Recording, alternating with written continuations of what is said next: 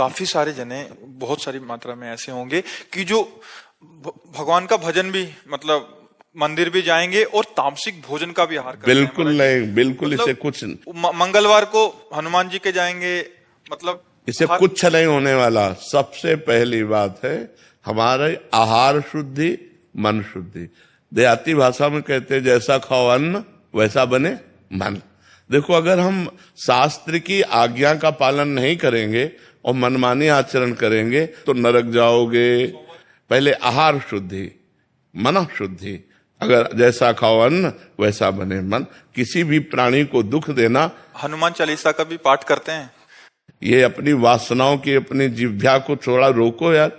शराब पीते हो, मांस खाते हो, अंडा खाते हो, इस तरह के व्यवहार करते हो और हनुमान जी और शंकर ये ऐसे प्रसन्न हो जाएंगे, ऐसे काम बन जाएगा? कुछ नहीं बन जाएगा।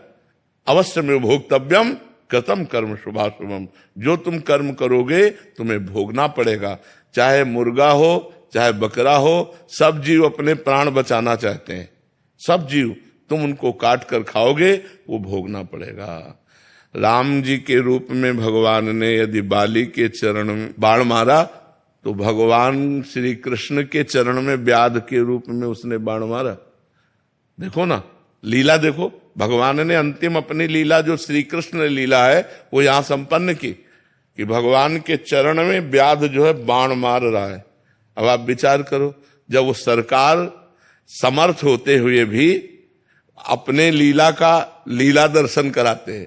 श्रवण कुमार के वध का संयोग बन गया दशरथ जी के हाथ से, शब्द वेदी बाण मार दिया। तो देखो उनका जो कर्म था वो तड़प तड़प के अपने पुत्र भगवान राम के वियोग में प्राण त्यागना पड़ा कि नहीं पड़ा? भगवान उसको मिटा सकते थे लेकिन भगवान नहीं मिटाते। अवश्य में वो भोक्तव्यम गीता जी में कहा है। इसलिए हमारी प्रार्थना है कि तमोगुणी भोजन का त्याग करो, सात्विक भोजन और संयम से रहोगे तो तुम में जो बल आएगा वो एक महान पवित्र बल होगा। आज बल नहीं दिखाई देता, चेहरे में कांति नहीं है, विचार में पवित्रता नहीं है। ऐसा नहीं, हम पशु नहीं हैं, हम मर्यादा से चलने के लिए हैं। हमारी मर्यादा बनाई गई, शास्त्र मर्यादा हमारी कानून व्यवस्था है। यदि हम शास्त्र मर्यादा से चलेंगे, शास्त्र कानून से चलेंगे तो हमारा मनुष्य जीवन सार्थक हो जाएगा, नहीं तो निरर्थक हो जाएगा। जैसे आजकल बच्चे कहते हैं हम स्वतंत्र हैं। नहीं, स्वतंत्रता नहीं। माता पिता की आज्ञा की परतंत्रता, शास्त्र की आज्ञा की परतंत्रता, गुरु की आज्ञा की परतंत्रता, कानून की परतंत्रता, अगर ये स्वीकार करोगे तो स्वतंत्र हो जाओगे। अगर मनमानी करोगे तो परतंत्र हो जाओगे। मनमानी स्वतंत्रता नहीं होती, मनमानी इंद्रियों की परतंत्रता होती। जो इंद्री कहती वही हम कहते हैं। आप अपने को स्वतंत्र समझते हैं इंद्रियों के गुलाम, मन के गुलाम, तो स्वतंत्रता कहाँ है? स्वतंत्रता तब होगी जब हमारी बात पुनः समझ ले, शास्त्र आज्ञा के अधीन चलोगे, गुरु के अधीन चलोगे, संतों की वाणी के अधीन चलोगे। भगवान शास्त्र और संतों के रूप में विराजमान है तो आप स्वतंत्र हो जाओगे, माया मुक्त हो जाओगे। तो आचरण और भोजन, ये दो का बहुत बड़ा योग है। अगर हमारा भोजन ठीक तो हमारे आचरण ठीक होंगे, हमारे आचरण ठीक तो हम भगवान को प्रसन्न कर सकते हैं। गंदा आचरण। अभी कल परसों एक प्रश्न आया था कि गांव देहात में महाराज जी क्या है कि छोटे छोटे देवी जी के मंदिर हैं और गांव में किसी के घर में बच्चा हो रहा है या शादी हो रही है तो महाराज जी बकरा लेके और फिर उसका वो करते हैं, बलि देते हैं। फिर महाराज जी फिर पूरे गांव वाले आते हैं, फिर पूरा मांस वो करते हैं। मंदिर भी जा रहे हैं महाराज जी, देवी की आराधना भी कर रहे हैं। ये सब भोजन, ये आसुरी वृत्ति है, इससे भगवत प्रसन्नता नहीं होती। हम सबको बताना चाहते हैं, जगदम्बा को जगत जननी कहते हो तो बकरे की भी माँ है, जगत जननी है ना। माँ अपने पुत्र की बलि से प्रसन्न कैसे हो सकती है? हमें तो नहीं समझ में आता। और जब वो जगत जननी है तो बकरे की भी माँ है, वो भैंसे की भी माँ है, वो गाय की भी माँ है। वो माँ जो जगत माता है वो अपने पुत्रों की बलि से प्रसन्न कैसे हो सकती है? अगर वो प्रसन्न होती तो तुम्हारा मंगल हो जाता। किसका मंगल हुआ बकरे की बलि चढ़ाकर? हमें बताओ। देवी अप्रसन्न हो जाएंगी अगर नहीं किया ऐसा, तो महाराज जी ये भी माने। अरे अगर वो अपने स्वरूप में आ जाए तो सबको चाट जाए उनको। वो तो महाकाली है, महाकाल स्वरूप भी है, तो वो दुष्टों का संहार करने के लिए रूप माता जी ने धारण किया, वो दुष्टों का खून पिया, जो संसार के पवित्र जीवन जीने वालों के लिए वो मृत्यु काल रूप थे, जैसे महिषासुर, शुम्भ निशुम्भ, रक्त बीज, माता जी ने इनका संहार किया। इन बकरी बकरों का थोड़ी संहार करने से माता जी प्रसन्न हो जाती है, ये तो मूर्खता है, कोरी मूर्खता है, कभी माता जी प्रसन्न नहीं होती। हमें लगता है कभी ऐसे कार्य नहीं करने चाहिए और ये सोचो कि माँ प्रसन्न हो जाएंगी, मुझे ऐसा नहीं लगता। माँ ऐसे नहीं, कुपुत्रो जायते क्वचित कुमाता न भवति। माता जी तो तब प्रसन्न होंगी जब सब पर दया करने लगो, सबको सुख पहुंचाओ, नाम जप करो, अच्छे आचरण करो, तो जगदम्बा प्रसन्न हो जाएगी। अगर फिर से उनको प्रसन्न करना है महाराज जी, और ये प्रथा चली है, और जैसे किसी के घर में पुत्र देखो शास्त्र में विधान है, नारियल की बलि, नींबू की बलि, इनकी बलि सात्विक बलि दे। आप कच्चा नारियल की बलि दे सकते हैं, तो ये भी बलि तो मानी जाती है। ये सब मनमानी आचरण है, इससे देवी प्रसन्न नहीं होती है। और देवी को रक्त चाहिए तो चराचर जीवों के हृदय में देवी विराज।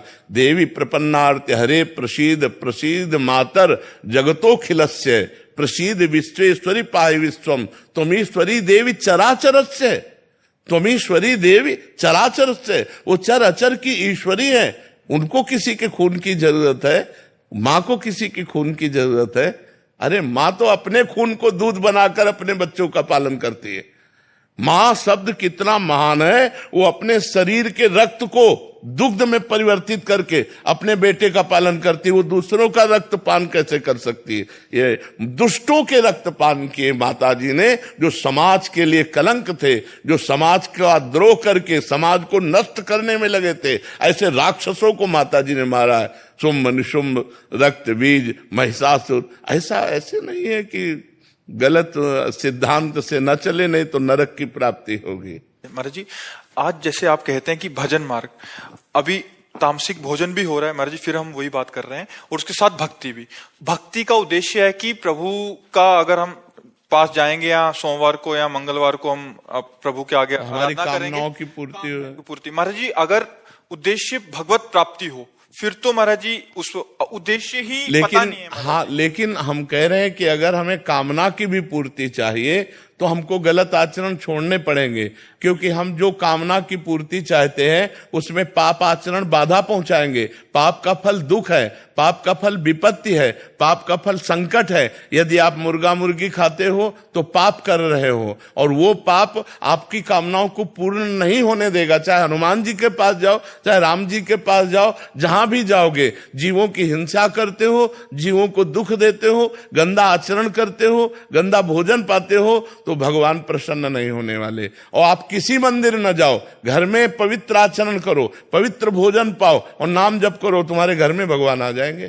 कहो सो कहां जहां प्रभु नाही, हरि व्यापक सर्वत्र समाना, प्रेम ते प्रगट होए मैं जाना। तो प्रेम कहां से आ जाएगा जब अपराध करोगे? इसलिए सब जो कामना भी पूर्ति चाहते हैं तो उनको चाहिए कि गंदा भोजन और गंदे आचरणों का त्याग करें, तो उनकी कामना जल्दी पूर्ण हो जाएगी, निश्चित पूर्ण हो जाएगी। समझते हैं कि मतलब मुर्गा और मछली का हिंसा करने से ये जीव हिंसा के अंतर्गत नहीं आता। क्यों नहीं आता? तुम्हारी अंगुली काटे तुम्हें कैसा लगेगा? दर्द नहीं लगेगा? उन जीवों को देखो, एक चींटी के भी पीछे अंगुली लगा के देखो, ऐसे वो भाग रही अपने प्राण रक्षा के लिए। क्या उनमें जीव नहीं है?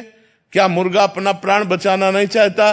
क्या पशु पक्षी प्राण बचाना नहीं चाहते? और जिनको ये है कि अगर हम खाएंगे नहीं तो सृष्टि बढ़ जाएगी, तो तुम अपने बैलेंस की चिंता करो। तुम्हारा बैलेंस जब परमात्मा बनाएगा तो तुम्हारे होश उड़ जाएंगे। वो परमात्मा का 3 कार्य है, सृष्टि रचना, सृष्टि पालन करना और सृष्टि का संहार करना। वो भी अपने आप में लय कर लेता है। वो प्रलयंकारी परमात्मा है, वो काल का भी काल है, वो महाकाल है। वो जिस समय जैसा चाहता है वैसा अपना बैलेंस बनाता रहता है। सृष्टि का बैलेंस बनाना उसका कार्य है।